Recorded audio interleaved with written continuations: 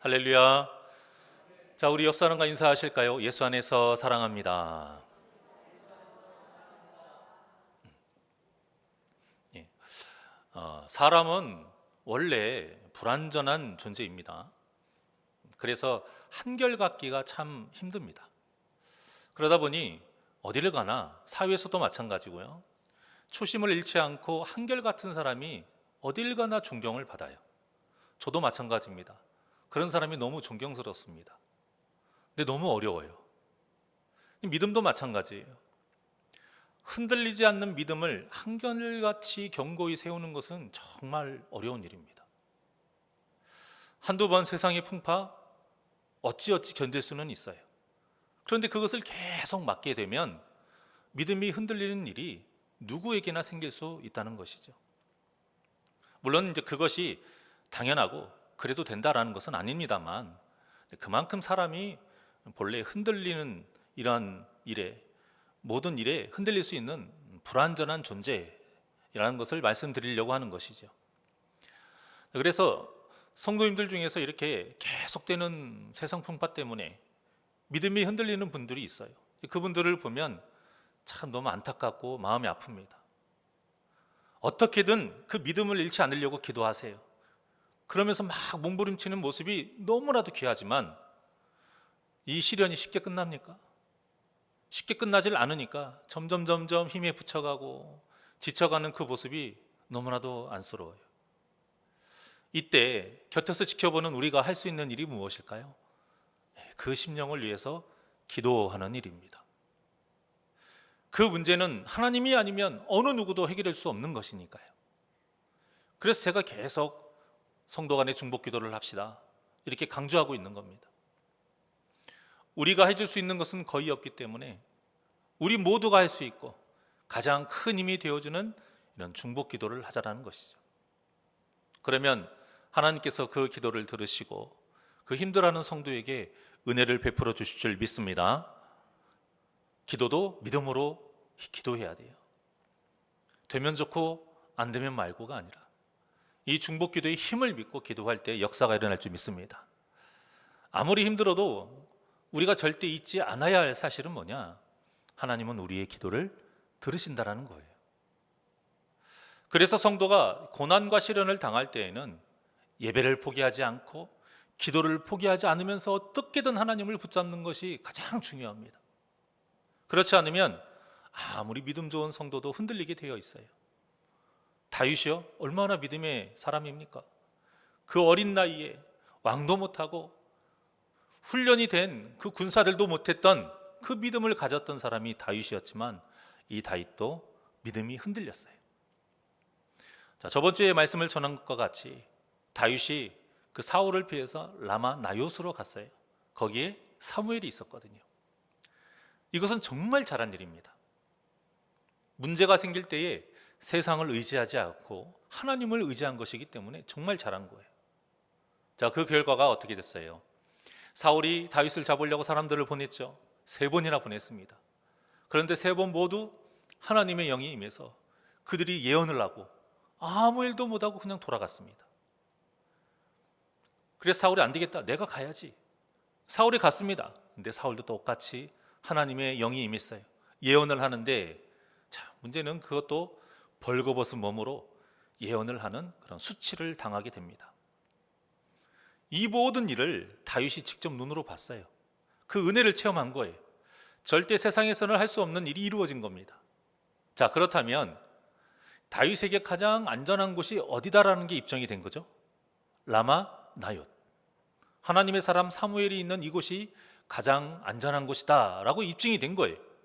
자, 그런데 오늘 본문의 첫 구절이 무엇으로 시작됐는지 한번 보실까요? 1절입니다. 시작.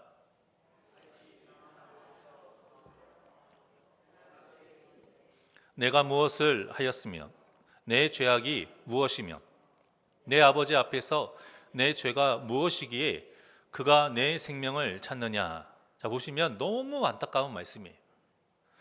처음에 뭐라고 나와 있습니까? 다윗이 라마 나옳에서 무엇했다? 도망했다. 근데 여러분, 보통 이런 표현을 할 때 어떻게 표현을 해요? 다윗이 라마 나옳에서 떠났다, 어디로 향했다, 움직였다 이렇게 말을 하잖아요. 그런데 본문에서는 뭐라고 말합니까? 도망했다 이렇게 말하는 거예요. 떠나면 안 되는 곳을 간 거예요. 그것도 도망치듯이. 하나님의 어떤 음성을 듣고 계시를 받고 움직인 게 아니고 그곳이 불안해서 도망치듯 나간 겁니다. 그런데 무슨 사울이 다른 공격을 한 것도 아니에요. 사울이 옷을 벗고 그 예언하는 수치를 당한 후에 이 일이 벌어진 겁니다. 사람이 이렇게 연약한 존재예요. 아무리 눈앞에서 기적을 보고요, 아무리 눈앞에서 승리 현장을 목격해도 한번 마음에 불안함이 딱 오면, 마음이 불안해버리면 여지없이 흔들리는 게 우리입니다. 자, 불안하면 어떻게 돼요? 생각이 많아지죠. 생각이 많아지면 긍정적인 생각을 하는 게 아니라 어떤 생각을 해요? 부정적인 생각을 하게 돼요. 이렇게 부정적인 생각을 하게 되면 결국에는 실수하게 되어 있어요. 다른 때 같으면 절대 하지 않는 그 실수를 이렇게 사람이 불안하면 실수를 하게 되어 있습니다. 다윗이 지금 그 실수를 한 거예요. 그래서 어떤 신학자는 믿음의 반대말을 불안이라고 한 적도 있습니다. 마음이 이 불안하니까 의심을 하게 된다는 거죠. 그렇게 의심을 하니까 결국 잘못된 선택을 하기 때문에 믿음의 반대는 불안 이렇게 말을 하기도 했습니다. 자, 그래서 이제 성경에도 보면 두려워하지 말라, 놀라지 말라 이런 말씀을 통해서 제발 불안하지 말아라, 불안해하지 마, 하나님이 곁에 계시잖아, 이런 말씀이 많이 있어요. 여호수아서 1장 9절의 말씀입니다. 자, 시작. 내가 내게 명령한 것이 아니냐, 강하고 담대하라, 두려워하지 말며 놀라지 말라, 내가 어디로 가든지 내 하나님 여호와가 너와 함께 하느니라 하시니라. 아멘. 40일 동안 가나안 땅을 정탐을 했습니다. 그리고 나서 갈렙과 함께 목숨을 걸고 믿음의 말을 했어요. 얼마나 담대합니까? 얼마나 용기 있어요? 얼마나 믿음이 좋습니까? 그런데 이런 여호수아도 불안이 딱 엄습해 오니까 내가 앞으로 이들을 모세처럼 잘 이끌 수 있을까? 이런 불안이 딱 엄습하니까 믿음이 흔들린 거예요. 그래서 하나님께서 그 흔들리는 믿음을 바로 잡아주시려고 이렇게 이 말씀으로 힘을 주신 겁니다. 이 말씀이 의미하는 게 뭐예요? 결국 이 사람의 마음의 불안감을 없앨 수 있는 방법은 딱 하나인데 그게 무엇이다? 하나님이 함께 하시는 것이다. 내 하나님 여호와가 너와 함께 하느니라. 하나님은 이 말씀 외에는 아무 말씀도 하신 적이 없어요. 내가 너와 함께 하는 것이 너의 불안을 없애는 유일한 방법이다라는 것이죠. 연약한 여인의 몸으로 캄캄하고 으스스한 뒷골목을 걸어가도 경찰과 함께 하면요 전혀 불안하지 않죠. 작고 약한 어린아이를 할지라도요 아버지와 함께 하면 막 우락부락한 그런 덩치 좋은 거친 아이들이 있어도 전혀 불안하지 않은 것처럼 성도도 오직 하나님이 함께 하실 때에 우리 마음을 어지럽히는 이런 모든 불안을 없앨 수 있음을 또 믿으시기를 바랍니다. 그래서 성도가 가장 못하는 것이 뭔지 아세요? 가만히 엎드려서 하나님의 때와 방법을 기다리는 일입니다. 이게 정말 어려워요. 정말 쉽지 않고요. 우리가 이 하나님의 방법과 때를 기다리기 위해서 납작 엎드리는 이것은 훈련이 없으면 안 돼요. 고난이 유익이다, 이 말이 무슨 뜻이냐면 그 훈련의 과정이라는 거죠. 고난을 당할 때에 가만히 엎드려서 하나님의 때와 방법을 기다리는 훈련을 할 때에 그 고난이 우리에게 무엇이 된다? 유익이 된다는 거예요. 그러면서 보이지 않았던 하나님의 실체를 더 분명하게 보게 되고요. 그러면서 어렴풋이 알았던 그 하나님을 더욱더 확실하게 믿게 되는 겁니다. 무엇을 통해서요? 훈련을 통해서. 어떤 훈련? 납작 엎드려서 하나님의 때와 그 방법을 기다리는 것. 이 훈련이 있어야 우리도 그 광야 40년을 믿음으로 인내하며 승리한 모세와 같이 살 수 있는 겁니다. 자, 모세를 보세요. 아까 40일 정탐했던 그 사건을 말씀을 드렸는데 여호수아 갈렙 말고는 10명의 정탐꾼들이 뭐라고 했습니까? 믿음 없는 말을 해서요, 백성들을 막 선동을 했습니다.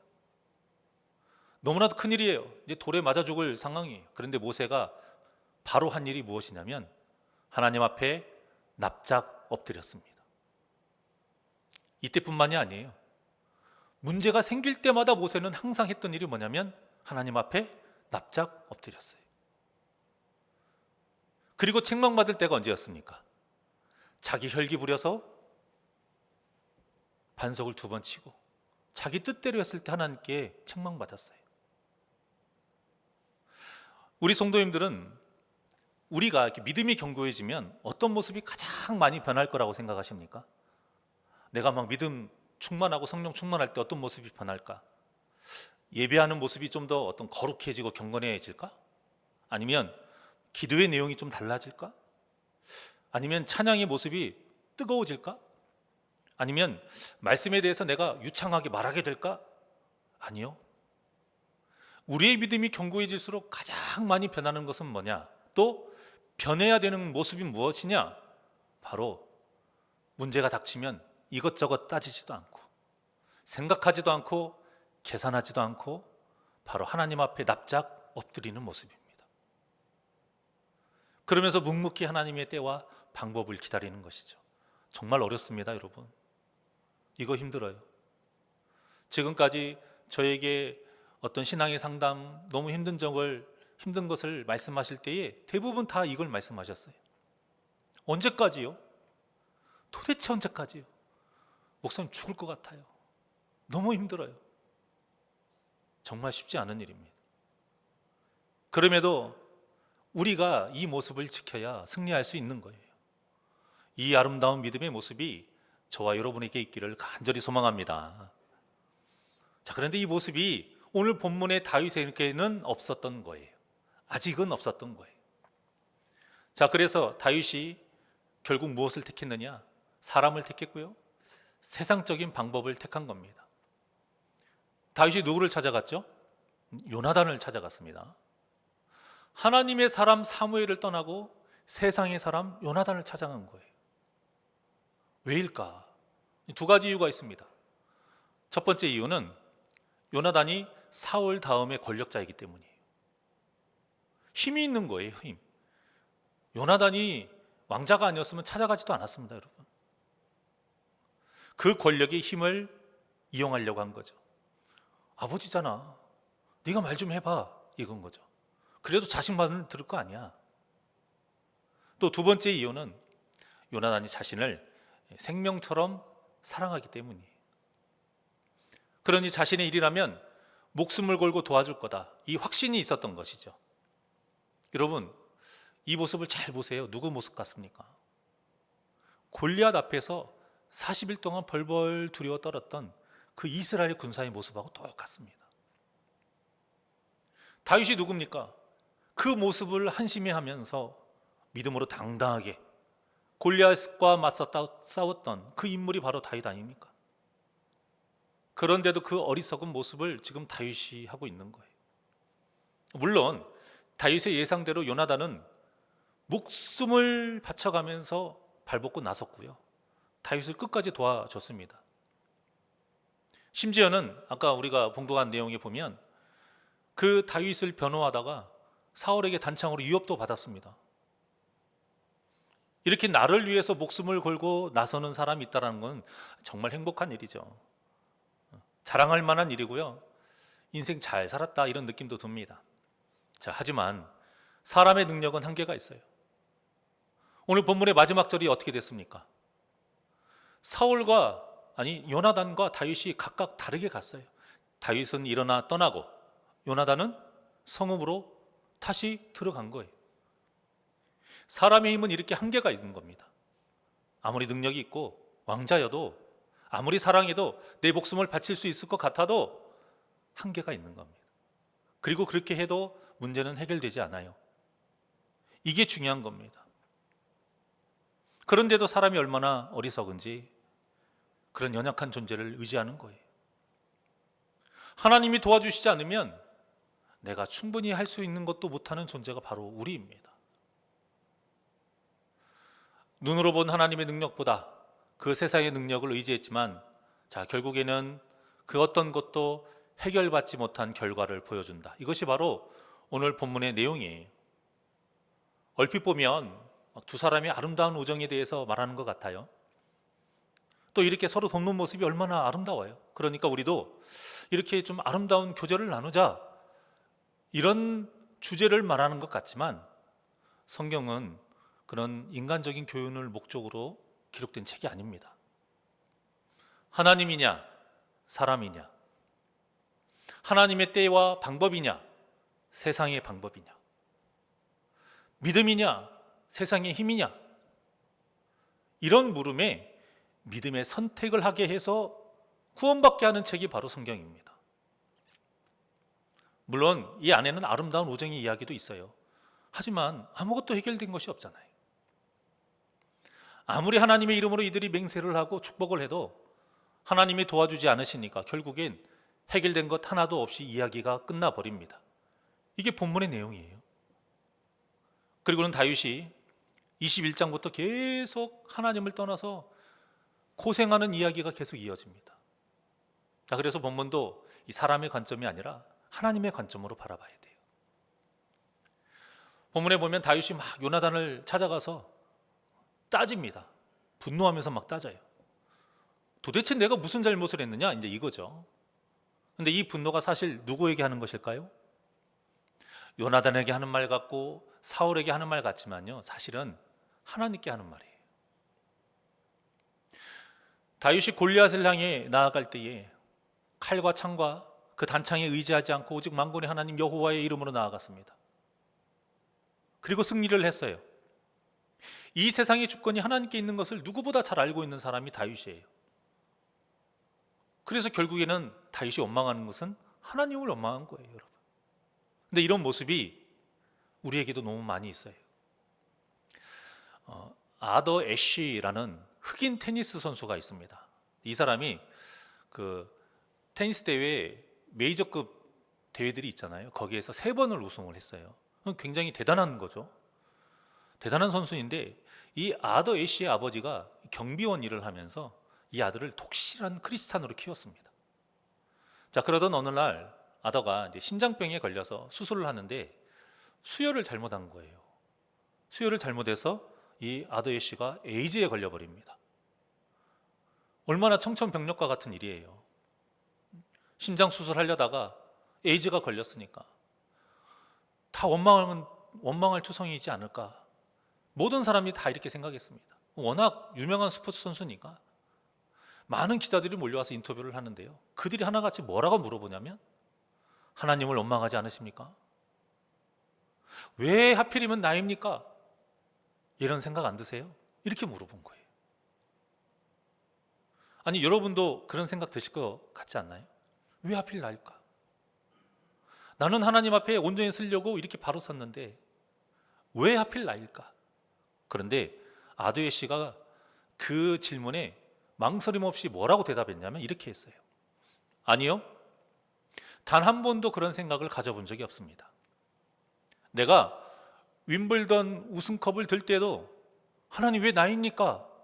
라고 묻지 않았듯이 이 갑작스러운 고통과 불행 앞에서도 왜 나입니까? 저는 절대 이렇게 묻지 않았습니다. 여러분, 정말 멋진 믿음의 고백 아닙니까? 참 잘 생각해 보면 이 말이 너무나도 옳은 것이 뭐냐? 우리가 얼마나 많은 은혜를 받았습니까? 원하지도 않았고 생각지도 못했던 하나님의 그 큰 은혜를 받았을 때에는 우리가 하나님 왜 나입니까? 이렇게 묻지 않아요. 그저 감사할 뿐이고 그저 좋을 뿐이고, 어떤 때는 당연하게 생각하기도 하고요, 또 어떤 때는 내 믿음이 좋아서 받을 만하다 이런 교만한 마음이 들 때도 있습니다. 그런데 그러다가 그렇게 많은 은혜를 받았으면서도 갑자기 불행이 딱 닥치게 되면 여지없이 하나님 왜 나입니까? 이런 원망과 불평을 하는 이 모순적인 모습이 얼마나 부끄러운지, 이 부끄러운 모습이 우리에게 있다라는 것입니다. 이렇게 분노는 하나님의 은혜를 다 잊어버리게 해요. 이렇게 분노는 온통 내 주위로 내 위주로 돌아가기 때문에 시야가 딱 갇혀버리게 됩니다. 하나님이 온데간데 없어지는 거예요. 우리가 흔히 세상 말로 하면 눈 돌아갔다 이런 말 하잖아요. 그게 무슨 뜻이에요? 뵈는 게 없다라는 거예요. 나 외에는, 내 문제 외에는 아무것도 안 보인다라는 거죠. 그래서 이 모세의 모습이 너무나도 귀한 겁니다. 그렇게 혈기왕성했던 모세, 그래서 살인자가 되지 않았습니까? 그런데 그랬던 모세가 이스라엘 백성들의 그 패역함을 보고도 절대 혈기를 부리지 않고 하나님 앞에 납작 엎드렸어요. 참다 못한 하나님이 불뱀을 내리셨습니다. 그때에도 세상 사람들 같으면 참 쌤통이다, 너희들도 한번 당해봐, 이런 마음이 있을 수 있을 텐데 모세는 그런 마음이 없이요, 또 바로 하나님 앞에 납작 엎드렸어요. 결국 이스라엘 백성들은 모세의 이 납작 엎드린 신앙 때문에 산 거예요. 그런데 오늘 본문의 다윗에게 이 모습이 없었던 것이죠. 믿음이 약해진 다윗이 세상적인 방법으로 일을 해결하려고 한 거예요. 그래서 요나단에게 한 가지 제안을 하죠. 이스라엘은 매월 그 첫날부터 3일 동안은 제사를 드립니다. 그리고 이때는 이 왕이 자기 식구들과 또 중요한 인물들이 있죠. 그런 사람들과 이제 식탁에서 나라의 일을 대화하면서 식사하는 그 기간이기도 해요. 그래서 왕의 사위인 다윗도 당연히 참석해야 되는 날인데 이런 상황에서 어떻게 참석합니까? 그래서 그때 요나단에게 이렇게 말해요. 내가 가족들이 있는 그 고향 베들레헴 땅에 가서 제사를 드리러 갔다, 이렇게 말하라 이거죠. 우리 큰형이 오라고 명령했으니까 난 따라야 되니까 그렇게 말을 해라. 그러면 그때 사울의 진심을 알 수 있을 거다라는 겁니다. 이 제안을 요나단이 받아들이고 이제 서로 연락할 수 있는 방법을 짜요. 다윗이 들에서 숨어 있다가 3일 뒤에 그 에셀 바위 곁에 있어요. 그러면 이제 사울의 대답에 따라서 활을 다르게 쏘기로 한 거죠.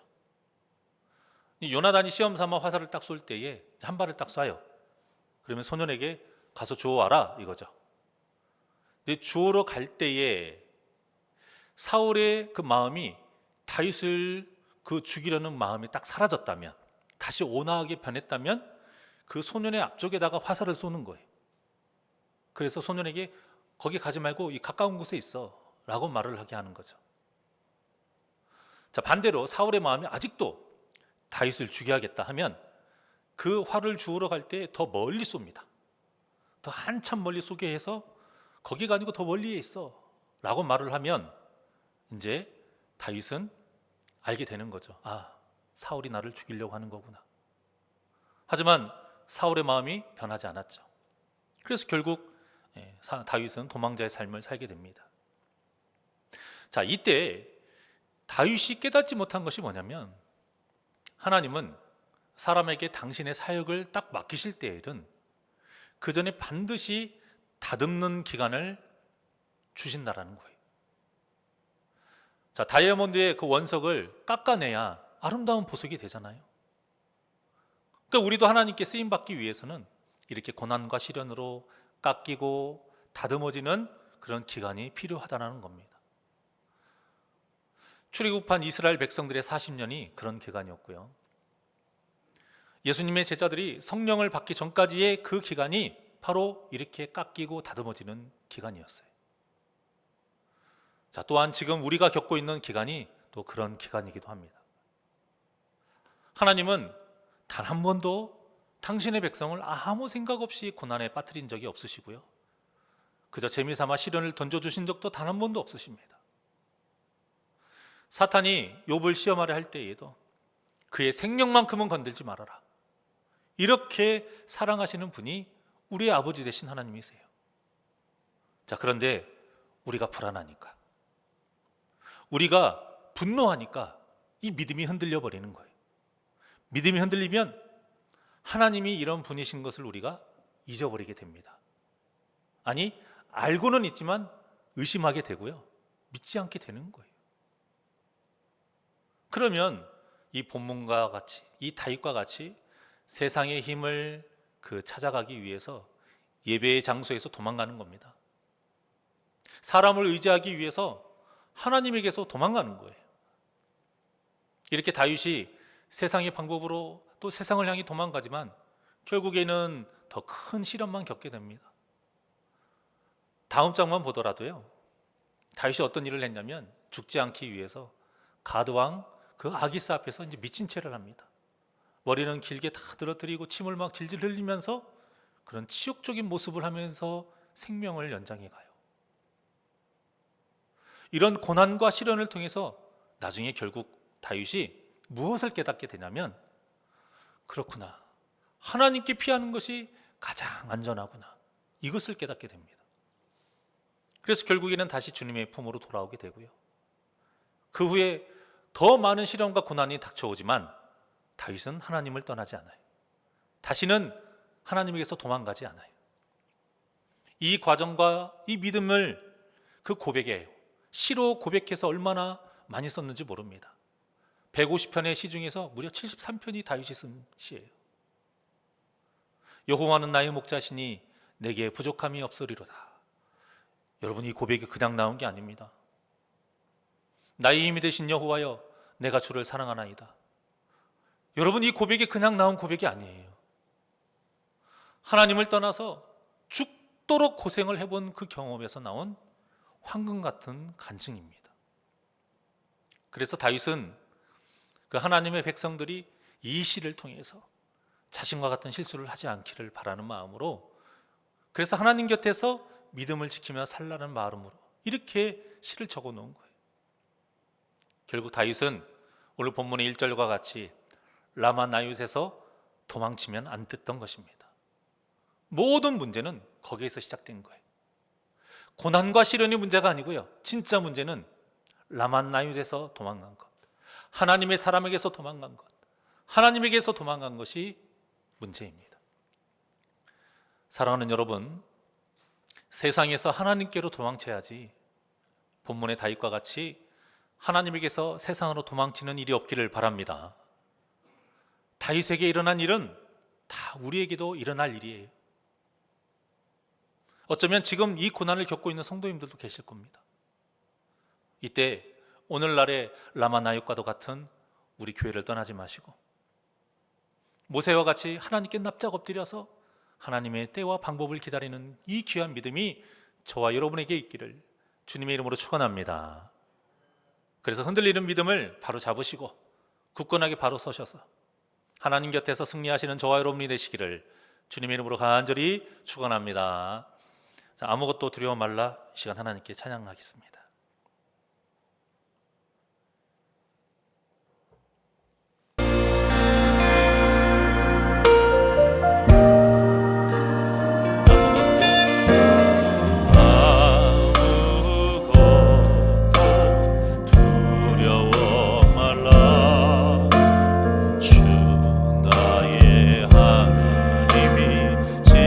지켜주시네. 놀라지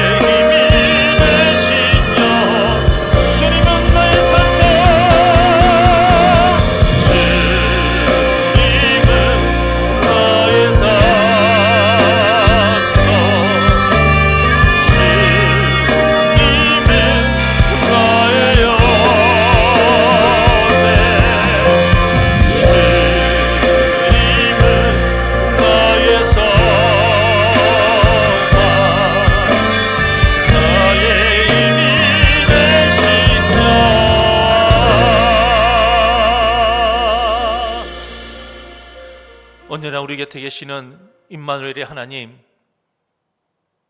언제나 우리를 지켜주시고 불꽃 같은 눈동자로 졸지도 않으시고 주무시지도 않으시면서 우리를 언제나 보호하여 주시는데, 우리가 의심해서, 우리가 불안해서, 우리가 분노해서 하나님에게서 도망하는 이러한 실수, 이런 잘못을 저지르지 않도록 하나님께서 우리에게 믿음을 주시옵시고 더욱더 말씀으로 무장하여 주시어 모든 문제와 어려움 가운데 모세와 같이 바로 주님 앞에 납작 엎드려 하나님의 때와 방법을 기다리는 그 인내의 믿음이 있게 하여 주시옵소서.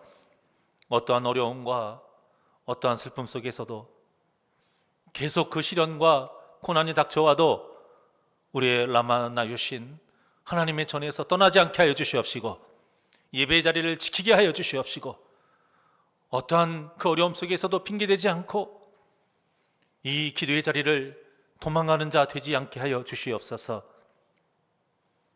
나의 힘이 되신 여호와여, 나의 산성이 되신 여호와여, 나의 피할 되시는 여호와여, 피할 바위가 되시는 여호와 그 하나님을 붙잡고 나아가는 믿음이 우리에게 있게 하여 주시옵소서.